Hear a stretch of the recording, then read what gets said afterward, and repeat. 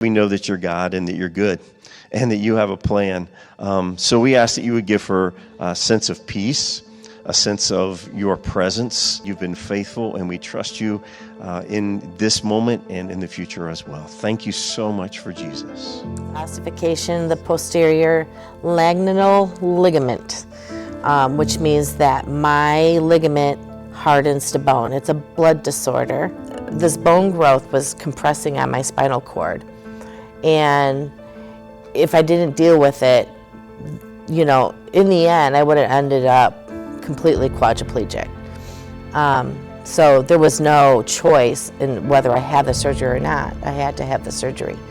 The other thing was my doctor would sit me down and he's like, okay, Laura, I'm just going to tell you. This surgery is going to be very difficult and very hard. And I have to tell you. And I said, I know. I've already read about all these things. I didn't really want to go there because it was such a hard thing to face. And he's like, nope, you have to hear it. It was the stuff that I knew, but hearing it was difficult, you know. I was terrified. The worst fear I had was being a quadriplegic because I didn't know how that's living for me. I mean, I just kept thinking I wouldn't even be able to change the channel on the TV, you know. I just couldn't see past that. I wasn't afraid of death. I know where I'm going. That's easy, you know. My faith is strong and it's solid. I started to just work on, you know, Laura, you know who God is. You know He has a plan. You know He's in control. And if it's your burden to, you know, to live with, if that's what He says needs to happen, then you need to embrace it. You just need to embrace it. For whatever reason that I can't understand or don't know, whatever happens, I needed to embrace it because that was God's plan. You know, I'd have days where I'd be real good, and then I'd have days where I was down, and then I'd remind myself, I'd go to prayer, and then I'd remind myself, and I'd come back up and back down and up and down. But when it came time to have the surgery, I was ready. I was really ready. So I remember them wheeling me down for the surgery. And I was nervous, and I started to pray.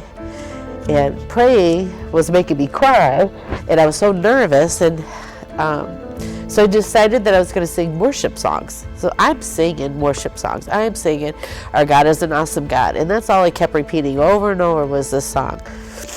And that was easier for me because I didn't want to go into surgery like this, where I couldn't breathe. And I wanted to be calm, and I just kept singing. And I remember they were prepping me, and they were getting ready, and I'm still singing in my head, you know, and I'm trusting. And the next thing I knew, I was waking up from surgery. I was still singing that song. I looked at the doctor and I said, that wasn't so bad. And he's like, we'll talk in a couple days. My doctors are amazed at what I've been able to do. That the day after my surgery, I was up, I was walking, I was doing stairs,